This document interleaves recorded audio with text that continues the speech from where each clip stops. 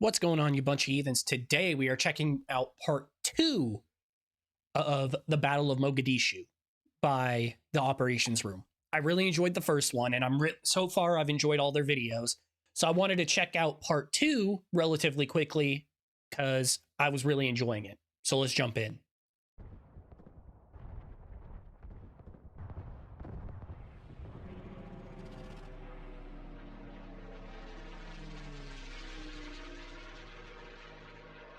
They also have a pretty cool intro.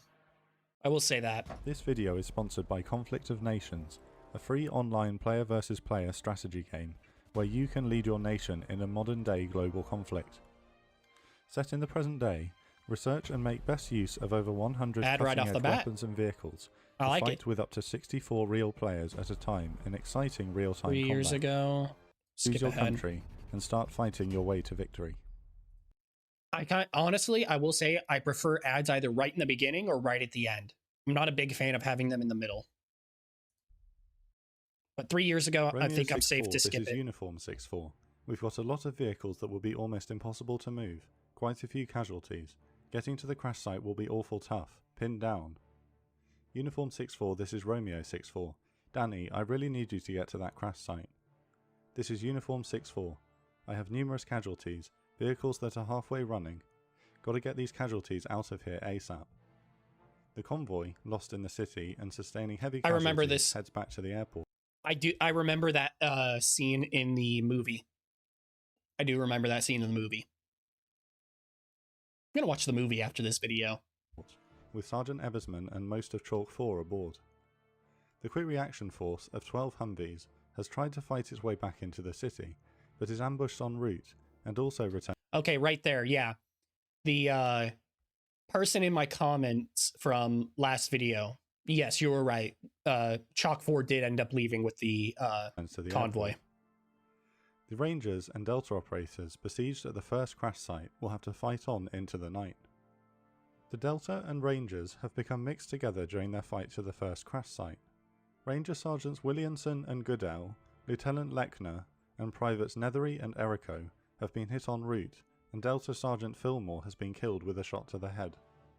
Throughout the fight to the crash site, the more experienced Delta boys offer reassurance and guidance to the younger, inexperienced Rangers, but those who witness Fillmore's death are shaken. In the eyes of the younger of the Rangers, the Delta Force guys are supermen. They aren't supposed to get killed. We must be in trouble. The rescue... Well, yeah, they're fucking kids versus, like, probably 30-plus-year-olds. They're top of the top. This is 1993, so it's before really any kind of big, like, resurgence in special ops, really. I mean, maybe the unit was out by now. Maybe. But even then, like, no, these are guys who, only because they were both stationed here, they knew who they are. So it's like, oh shit, these guys are the guys, and we just saw one of them fucking die. Rescue teams are frantically trying to remove the wounded and bodies of the remaining crew of downed Super 6-1, but the crash has crumpled the aircraft around them, and it will take many hours to cut them free. They first stabilize semi-conscious left side gunner Dowdy, believing that the convoy will be here shortly to evacuate him. A hail of fire punches holes through the aircraft's thin skin, and medics Mabry and Wilkinson both take hits to the hands. Despite this, and not wanting to move Dowdy from the aircraft under fire through the top side, they dig a tunnel out from under the aircraft, dragging Dowdy to a nearby building. That's dope! The Rangers and Delta teams arrive at Marahan Road, a southerly road going uphill away from the crash, and occupy buildings on its eastern side. The fighting is already desperate and close quarters, and the force takes more casualties. Ideally, the teams would move into a coherent perimeter around the crash, but Lieutenant Perino has no choice but to radio Ranger leader Captain Steele to inform him that his chalk is combat ineffective at their current location, with more wounded than can be carried. Captain Steele's group, further up the street, are also now rendered combat ineffective by the number of wounded. Steele sends a detachment across the street to improve their defensive perimeter. All teams will have to defend their positions until help arrives. At present, the men on the ground have no idea when that could be. Ranger Corporal Smith is hit on the street and is dragged into a courtyard nearby. Trying to stem That is a fucking scary situation to be in. And just, yeah, we're surrounded by on all sides. No fucking help coming. Smith's blood loss. Fuck. Delta Medic Sergeant Smith tries desperately to save the 21-year-old's life. He requests an immediate helicopter evacuation, or the young man won't make it. Marahan Road is still too hot to land a helicopter, so the request is rejected. Lieutenant Perino watches on helplessly as Corporal Smith slips away. Oh. As day turns to dusk at 7:30 p.m, the 30-minute mission heads into its 4th hour, and the besieged Rangers and D-Boys are beginning to run short of ammunition, water, and medical supplies. The helicopters of the 160th Special Operations Aviation Regiment have been taking fire all day trying to hold the enemy back. 2 aircraft have been shot down, 2 more have crash-landed at the safe Newport area, and most of the others have taken small arms fire. General Garrison has no choice but to order Black Hawk Super 66, piloted by Chief Warrant Officers Wood and Fuller, to conduct a dangerous resupply mission. They approach the area and come to hover 1 block south of the crash site. With a large concentration of SNA militia below, attacking the US troops on the ground, a ferocious hail of fire begins to hit the helicopter. Bullet holes are being punched into the airframe around them as the crewmen frantically push supply packages over.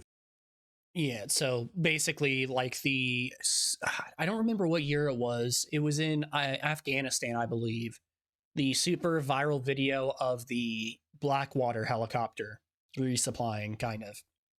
But you have these pilots, and this crew has got to have balls of steel. Just, oh yeah, no.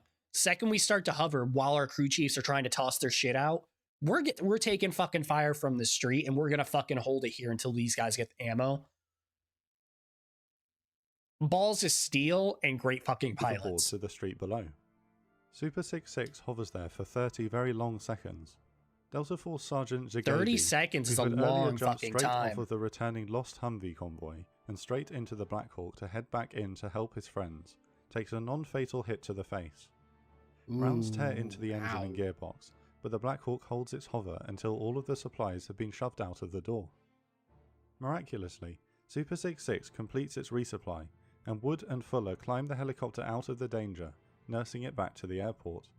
The supplies are distributed amongst the teams, but Steele's group are too isolated and don't receive any new ammunition. The AH-6 Littlebird attack helicopters now arrive to perform rocket and minigun runs against the Somalis surrounding the US ground forces.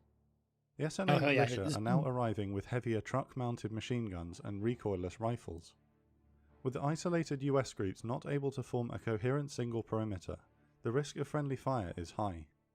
With the help of infrared strobes thrown by the troops on the ground at the enemy positions, the Littlebirds rotate in to put down frequent fearsome gun runs on the SNA militia. Hella fucking as the night close, goes on, hella the danger Somali fire close. becomes less consistent, but a constant stream of reinforcements from across the city continues to arrive to fight. Back at headquarters, General Garrison, realizing that the QRF Humvees won't be enough to rescue his troops, has called on the UN peacekeeping force of Pakistanis and Malaysians at the Newport area in the south of the city for aid.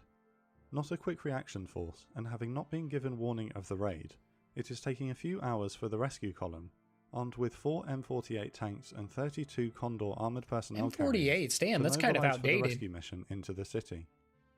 It is the UN though. QRF and Task Force Ranger Humvees arrive at the Newport zone at around 10 PM, and so begins a frustrating 90 minutes of planning and organisation. The rescue force finally departs the Newport area at 11:23 PM and heads north into the city. American 10th Mountain Division troops, TFR, and Malaysian troops have transferred onto the Malaysian APCs, crewed with Malaysian drivers and gunners. US 10th Mountain troops had initially expressed concern about the competence of their Malaysian counterparts, and that they should just hand over their armoured personnel carriers to the Americans. But given the day's events, voicing this to them may not have been particularly well received. And no, I can see why it wouldn't be well received. I can see both sides in the sense of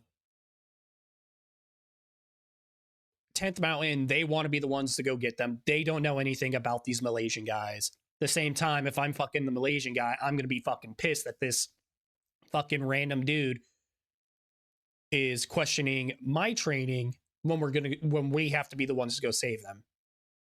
You know, I can see both sides. No such concerns were raised. The Pakistani tanks lead the column of 70 vehicles to National Street, where the Malaysian Condors will then spearhead the force into the city. The majority of the convoy will hold between the two crash sites, and elements will move to both sites to carry out the rescues. For the most part, only the officers speak English, so organising the route, radio comms and rules of engagement has taken time. 10th Mountain AH-1 Cobras are now arriving on station to provide a much needed relief for the Little Birds, providing relentless air support to the ground forces. Manoeuvring the armoured vehicles through the thin streets and alleyways isn't a good idea, so the convoy remains on the major roads as it navigates into the city. Their journey in is slowed by heavy fighting. While the APCs have some armour, the Humvees don't. RPGs flash towards them, and a rocket bounces off the hood of one Humvee. One of the transport trucks takes a disabling RPG hit, and the men on board scramble into nearby vehicles. Malaysian gunners pound nearby buildings with cannon fire to cover their movements. Despite the use of armour, the battle in is tough and slow for the 2-mile-long convoy. A Malaysian soldier is killed when an RPG hits the lead Condor. 7 more Malaysians and 2 Pakistanis are wounded during the fight into the city. The RPG hits and casualties cause further delay to the convoy. The Rangers and Delta besieged at Crash Site 1 continually radio in to the C2 bird, asking when the convoy will arrive. 40 minutes, they say, then 30 minutes later, another 40 minutes, then 10 minutes, then 20 minutes, then simply soon. The men on the ground have no choice but to laugh at the erratic time estimates. With a healthy dose of eye-rolling, any minute now becomes the standard response when the question is asked. Hurry up and wait. Hope to God they get there before they fucking get dead. Point on National Street and halts amid a continuing firefight. I don't know how long my mic was muted. I hope I didn't miss too much. Right turn up Horwodig Road and approach a roadblock just south of the target building that Rangers and Delta Force had landed on 9 hours earlier. Again fearing bombs and mines planted inside the roadblock, the Condors can't simply drive through. 10th Mountain troops dismount from the lead vehicles, some progressing on foot towards the first crash site, others dismantling the roadblock by hand. The convoy and dismounted soldiers fight block by block through the city, in a constant battle with the SNA militia. 23-year-old 10th Mountain Private James Martin is killed as he moves through the city on foot. Oh. To the south, rescue forces arrive at Mike Durant's Crash Site 2, but the crew are nowhere to be found. The Somali mob has carried the bodies of the dead crew members away, and Durant himself is under the captivity of Aidid. The ground forces secure sensitive material on board and prepare explosive charges to destroy the helicopter. With the roadblock clear, RIP to the 2 Delta with dismounted troops alongside on the street. The C2 bird above calls the next left turn to the crash site. Ranger Captain Steele hears the approaching vehicles. In the darkness he shouts, "Rangers, Rangers!" He cautiously peers out into the street. "This is Captain Steele, I'm the Ranger Commander." "Roger sir, we're from the 10th Mountain Division." 10.5 hours after the first TFR boots landed in downtown Mogadishu, their rescue column has arrived. 10 hours for what was supposed to be a 30-minute mission. I'm surprised they still have... I know they got resupplied, but I'm surprised they had that much ammo in general. That'd be fucking hell. The and Condors reinforce the Ranger perimeter and quickly get to work helping to free Walcott's body from the downed chopper. The cockpit is lined with bulletproof Kevlar, so attempts to saw through to cut him free are fruitless. Using chains attached to the front and rear of the aircraft, the Humvees attempt to physically pull the airframe apart. The efforts take several hours and sunrise approaches. The Americans and Malaysians continue to hold off the city, with RPG rounds and vehicle-mounted heavy machine guns still battering them from all around. Wounded Sergeant Goodell in one of the Condors loses his cool and screams at the Malaysian drivers to get them out of here. "No, no, we stay," comes the response in broken English, and the rescue force holds the line. An RPG ricochets off another Condor, and again the driver calms and reassures his American counterparts. Dope-ass motherfuckers. And after countless hours of effort under fire, the crew of Super 6-1 is rescued from the downed Black Hawk. At 5:45 AM, the cover of darkness no longer offers its protective blanket, and the vehicles finally begin to roll south to rejoin the others, holding on National Street and Horwodig Road. There's a big problem, however. With the vehicles carrying dead and wounded on stretchers, there isn't enough room for all of the rangers and Delta operators. And I know what this is called, because it's recreated at least every year by some people. They do a Mogadishu mile. They have no choice but to run the mile south to National Street on foot. The Humvees and Condors don't drive slowly enough for the men on the ground to use them as cover, and they find themselves alone. After now 14 hours of fighting, Captain Steele leads 9 Rangers, all of the Delta Force operators, and the combat search and rescue. Fucking Christ. How long do you say? 13 or 14 hours of straight fighting? And then your rescue shows up. And then as they're leaving, it's shit. We don't have enough room for you. You need to fucking run to catch up to get to the main road. And we're going to drive fast enough to where we don't stay with you. So you're on your own running all the way back in an entire city that's trying to kill you. Like, that is some of the shittiest positions you could be in. Team through the streets of Mogadishu. They put down covering fire as they dart across each intersection. In daylight, there's no point in being slow and cautious. It's a miracle that only one man takes a hit to the shoulder, but continues anyway. Fuck yeah, Captain Steele, you got those guys out. Specialist Strauss flying into a nearby bush. Sergeant Watson grabs Private Floyd and asks, "Where the hell is Strauss?" "He blew up, Sergeant." "He blew up? What the hell do you mean he blew up?" "He blew up." At that moment, Strauss picks himself up out of the bush, pointing to the burned hole in his vest where the flashbang grenade that had taken the round had been. They continue together. Finally, the exhausted men spot the column of APCs and Humvees waiting for them. Each now running on nothing but adrenaline, they collapse into the vehicles. The lone dash by the Rangers and D-Boys back to the convoy would become known as the Mogadishu Mile. With Pakistani tank support... By the way, I never mentioned it. I absolutely love the nickname D-Boys. That's such an amazing fucking nickname. With Pakistani troops dismounting to clear roadblocks, the convoy finally rolls out towards the Pakistani military-held stadium northeast of them at 6:20 AM. In the disastrous Battle of Mogadishu, 1 Malaysian, 1 Pakistani and 19 Americans have been killed or will die in hospital of their wounds, with a further 82 UN troops wounded and 2 helicopters shot down. What should have been a 160-man, 30-minute mission to... Obviously, thank you to our troops, and hope you rest in peace, but also thank you to Malaysia and Pakistani troops, those 2 that died. And I hope they rest in peace. Like, holy shit. 2 of ID's top ministers becomes a 15-hour nightmare, requiring a rescue force of 3,000 UN troops with tanks and armoured personnel carriers. God, that looks like for hell. Somalis killed vary between 315 and 2,000 killed, including many civilians. Despite this, the engagement is an undoubted strategic victory for the underestimated SNA leader Mohammed Farah Aidid. His strategy to shoot down a helicopter and then collapse the city around the rescue effort has been successfully executed. Yeah, it did.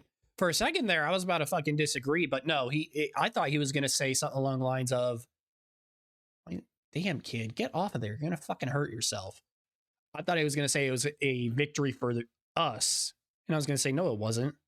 That was not a victory. No, for him, though, yeah, that was by far a fucking victory. And will eventually result in US withdrawal from Somalia. While the political and military fallout would rage for the next months, there can be no doubt in the bravery shown by both sides in the battle. 2 days later, amid public outcry over the event, President Bill Clinton orders a cessation of all operations against Aidid and appoints a new special envoy to Somalia to broker a peace settlement, announcing US troops would leave the country no later than March 1994. US Secretary of Defense Les Aspin steps down, taking the blame for refusing requests for armoured support to the mission in Somalia. General Garrison also takes full responsibility, effectively ending his military career. Damn. After 11 days in captivity, Durant is released, and the bodies of the remaining crew of Super 6-4 returned in poor condition. 5 years later, on the 2nd of August 1996, Mohammed Farah...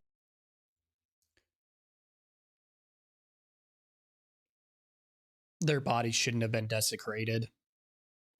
That's all I'm going to say. dies of a heart attack following a gunshot wound in a battle with a rival faction. The tragic civil war in Somalia continues today. Thanks again to our sponsor, Conflict of Nations, for supporting this video. Don't forget.